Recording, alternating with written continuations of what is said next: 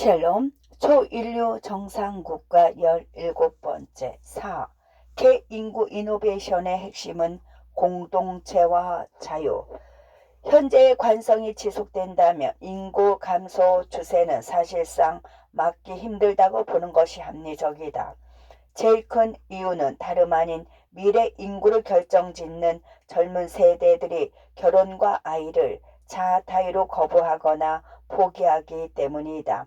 마치 군중 속의 고독과 같은 느낌인데 외형상으로는 세계 10위권의 경제를 자랑하는 대한민국이지만 그 속에서 살아가는 우리 미래 세대들의 속은 그 어느 때보다 타들어간다는 것이 역설적이다. 기성세대들 입장에서는 이해가 가지 않을 수도 있다. 과거 우리 때에는 소위 말해 나 때는 말이지 지금의 젊은이들이 힘들다고 말하는 것보다 훨씬 더 어려운 여건 속에서 살아왔기 때문에 그들의 심리적 어려움이 쉽게 공감되지 않는다.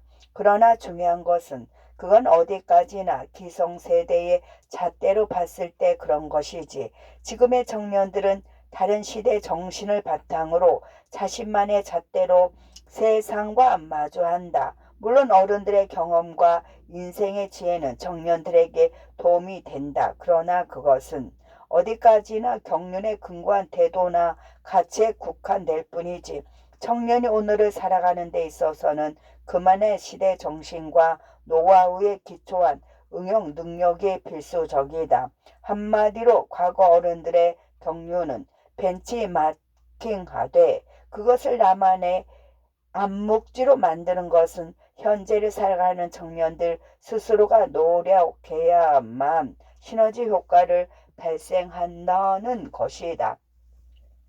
그런 맥락에서 앞으로의 개인구 이노베이션은 젊은 세대 눈높이에 맞춰진 공동체 의식과 앞서 언급된 그들의 자유를 기반으로 진행되는 것이 바람직하다고 본다.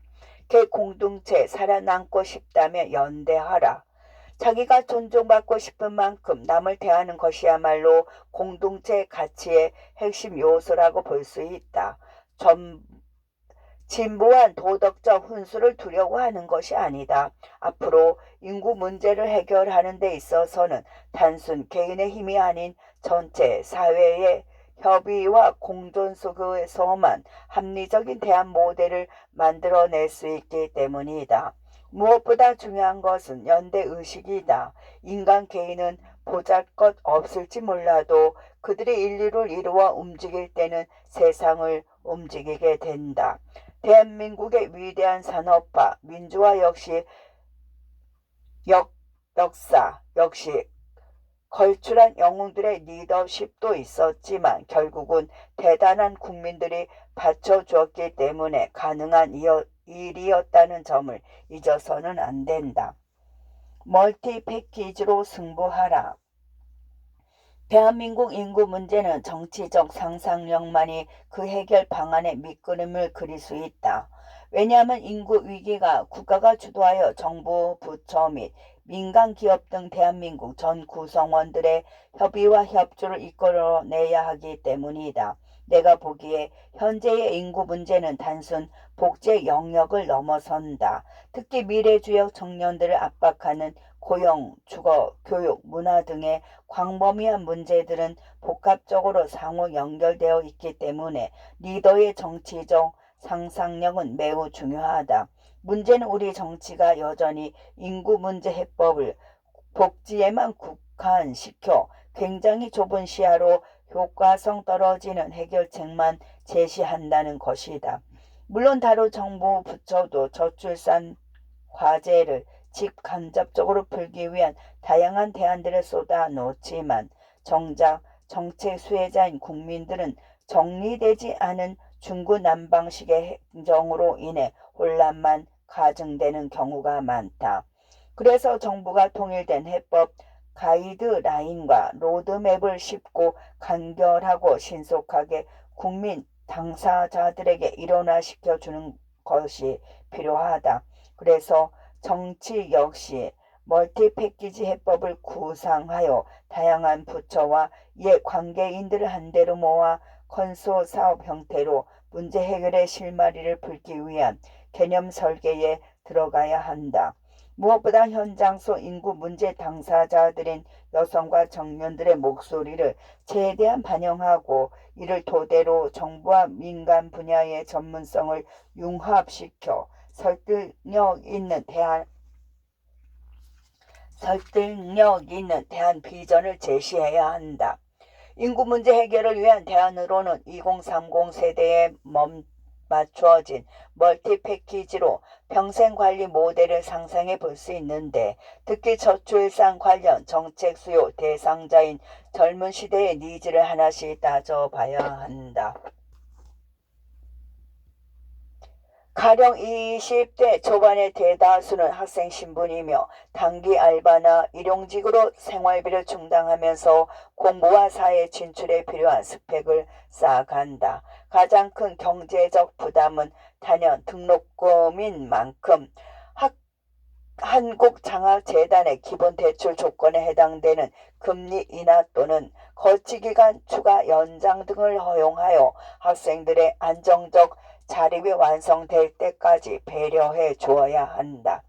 2030 세대의 지원 문제 역시 저출산 인구 문제와 직결되는 사항이지만 청년 당사자들의 힘으로 풀 수 있는 문제는 아니다. 그래서 노동의 개념 자체 역시 새로운 시대적 언어로 재정의할 필요가 있다. 특히 생산의 핵심 요소로 노동이 불필요해지는 시대 가운데 기존의 대량 생산, 공장 시스템으로는 더 이상 고부 가치를 창출하기가 어려워진다. AI 기술 혁명으로 일컬어지는 변화의 파도 속에서 개인화 현상과 생산 시스템의 근본적 변화는 더 이상 피할 수 없는 시대적 운명이다. 그래서 기득권을 쥔 기성세대부터 고용 시스템 개혁을 통해 기존의 정규직, 비정규직의 이분법적 사고에서 벗어나야 한다. 먼저 비정규직 종사자들의 사회적 안정망을 국가가 더 적극적으로 보장해 주어 정규직과의 심리적, 물질적 괴리를 없애주어야 한다. 앞으로는 정보통신기술의 획기적 발달로 인해 사회적 거래 비용이 극단적으로 줄어들고 전통 제조업 산업에 필요한 인력 역시 급격히 떨어질 것이다. 그만큼 정규직 중심의 대규모 채용 시대가 저물고 있는 만큼 앞서 언급한 최소한의 직업 안전성과 더불어 일자리 나누기 등의 정부 대응이 신속히 이루어져야 한다. 무엇보다 정부는 청년들의 포트폴리오 직업 시대에 주목해야 한다. 과거 대기업의 공채 제도나 평생 직장 개념은 이제 시대 변화에 따라 개인 전문화로 빠르게 대체되고 있다. 많은 청년들이 장기적 안정성을 이유로 공무원을 선호하지만 지금 은퇴 공무원들이 누리는 연금 혜택이나 선배 공무원들의 업무 환경은 가까운 미래에 완전히 뒤바뀌거나 없어질 수도 있어서는 안 된다. 당장 국가 재정 위기가 턱 밑까지 다가왔다. 급속한 고령화와 저출산 등의 인구 구조 변화, 잠재 성장률의 하락, 재난지원금을 비롯한 복지 제도 확장, 공기업 부채 등을 종합적으로 감안했을 때 우리나라는 연금 개혁과 재정준칙 도입 등 필연적으로 거쳐야 할 고통이 클 것이다. 이런 과정에서 선배 공무원들이 누리고 있는 혜택이 동일하게 유지되기란 거의 불가능하다. 앞으로는 개인화 현상을 바탕으로 개인 전문성과 창의성 등이 강조될 것이다. 가령 청년 개인은 본인의 자기 브랜드, 포트폴리오에 따라 소비자나 기관 등에 의해 평가받는 시대로 돌입할 것이다. 여기서 대기업에서 일한 이력은 평생 직장의 개념보다는 나의 고유한 경쟁력을 인정받는 하나의 참고 이력이나 보증수패 정도로만 여겨질 것이다. 실제로 유명 방송국에서 일하는 아나운서들이 프로랜서를 선언한 후 개인 유튜브 채널을 열거나 자기 브랜드로 다양하게 MC계나 예능 등에 출연하여 더 큰 수익을 창출해내는 경우를 들 수 있다. 이렇게 되면 청년들의 사회 진출, 다원화에 필요한 다양한 진입 루트를 국가와 민간이 상호 협력하여 그 로드맵을 세팅해 줄 필요가 있으며 더 낮은 연령대로 접근할수록 기존 교육 콘텐츠나 학생 평가와 선발 방식까지도 대대적으로 수정할 수밖에 없다. 과거에는 암기 방식으로 인간 스캐너를 자처해서 시험 성적을 거둔 학생이 인재로 분류되었지만 이런 유형의 탁월성은 조만간 데이터 기반의 AI에 의해서 아주 가볍게 대체될 것이다. 오히려 예전 교육 방식에서는 비준리로 여겨졌던 엉뚱하면서도 비정상적인 인재가 앞으로는 인간 고유 영역을 선도하는 S급 인재로 그 순위가 완전히 뒤바뀌게 될 것이다. 10년 전만 하더라도 자기 지식이 장래 희망으로 연예인 지망하면 부모들이 황당해하면서 공부나 하라 체근했지만 이제는 부모로부터가 가능성만 있다면 자기 자식의 연예계로 진출하는 데에 긍정적으로 생각하는 변화가 일어났다. 또 하나의 성공 사례를 들어보자. 유튜브 콘텐츠 기획사로 유명한 샌드박스 창업자 중 하나인 도티는 30대 젊은 법대생 출신이다. 과거 법대에서 사법시험을 통과하여 판검편 타이틀을 달지 못할 경우 소위 말해 루저로 취급되었지만 샌드박스 창업주 도티는 역대 법대상 출신 중 가장 큰 시대적 성공을 거둔 위너임을 스스로 증명해냈다. 핵심은 다양성이다. 핵심은 다원성이다. 과거 어른들이 정상과 비정상으로 구분 지어냈던 프레임을 과감하게 없애버리고 거기에 젊은 친구들이 선도하는 새로운 생태계를 정상 범위로 편을시켜 개인 중심의 포트폴리오 마켓 생태계를 열어주는 것이 시대 정신에 맞다. 그러나 이러한 생태계를 만들어내는 데에 있어 정부의 역할은 중요하지만 한편으로는 역부족이다. 오히려 더 나은 창의성과 동기를 지닌 민간과의 적극적인 협업 모델을 바탕으로 우리 사회 내 사회구조 혁신과 교육, 복지, 노동 등과 관련된 예민한 이슈들을 적극적으로 풀어내야만 한다.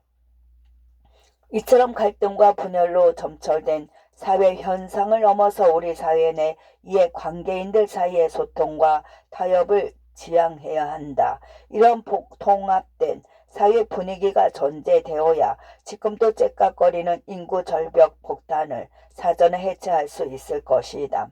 마지막으로 수요자 중심에 맞는 사회 안정망과 사회 진출 도움을 젊은 세대에게 집중시키는 것도 매우 중요하다. 앞서 언급했지만 모든 청년들이 일반적으로 결혼과 아이를 자발적으로 포기하지는 않는다. 오히려 과거보다 훨씬 어려워진 현실 장벽으로 인해 비자발적 포기를 선택한 이들에게 기성세대들이 더욱 공감해주고 젊은 세대들의 안착을 돕는 데 더 겸손하게 나서고 접근해야 한다. 참고로 내가 생각하는 도움의 개념은 과거 어른들이 가지고 있었던 노하우와 경륜을 젊은 세대들에게 일방적으로 주입하는 것이 아니다. 그들은 이미 우리보다 탁월하다. 물리적 시간만을 수반하는 인생의 경륜이야 당연히 젊은 세대가 부족할 수밖에 없지만 그 외의 영역에 있어서는 선진국 의식으로 무장된 타고난 기술 활용 능력과 융합 정신 등을 갖춘 단군 이래 최고의 스펙 세대이다. 세대 간의 화합과 공존 모델이 잘 정립되어야만 상호 이해와 양보를 통해 모두가 잘 살 수 있는 나라가 만들어지는 것이다. 살만한 나라, 꿈꾸는 나라, 그리고 물려주고 싶은 나라를 미래 세대가 마음 가운데 품을 수 있도록 기성세대가 마지막 책임을 져야 할 것이다. 그리고 그 기제를 정신적 상상력이 더욱 활기차게 이끌어내야 한다.